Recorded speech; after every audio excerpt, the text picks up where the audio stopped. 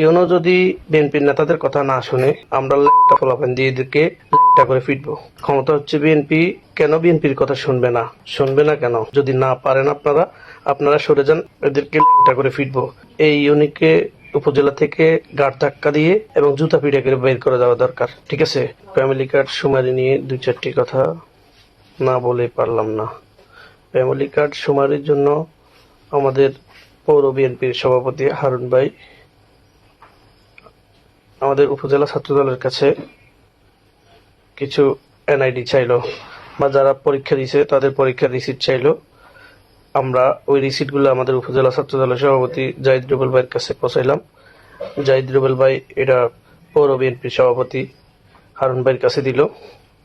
তো আমার প্রশ্ন হইল, হারুন ভাইয়ের কাছে এগুলো দেওয়ার পরে হারুন ভাই কি করলো?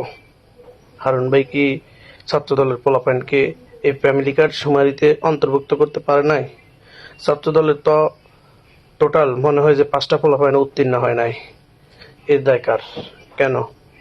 আমার তো মনে হয় যে ইউনো ইচ্ছাকৃতভাবেই যারা ছাত্রদলের পোলাপাইন, যেগুলো ছাত্রদলের পোলাপাইন দেখে দেখে হাত দিয়ে এগুলোকে বাদ দিয়ে দিয়েছে।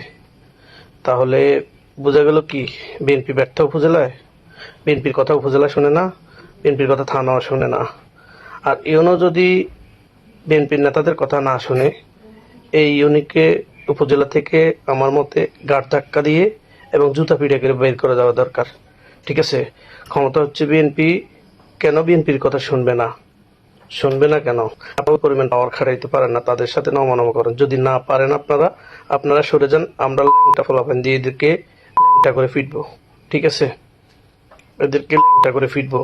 এই ইউনি হচ্ছে স্বৈরাচারের অনতিলম্বে এই ইউনোকে বেগমগঞ্জ উপজেলা থেকে অপসারণ করতে হবে, তাকে বাধ্যতামূলক অবসরে পাঠাতে হবে। এ হচ্ছে আওয়ামী লীগের ধূসর, এর অপসারণ দাবি করছি।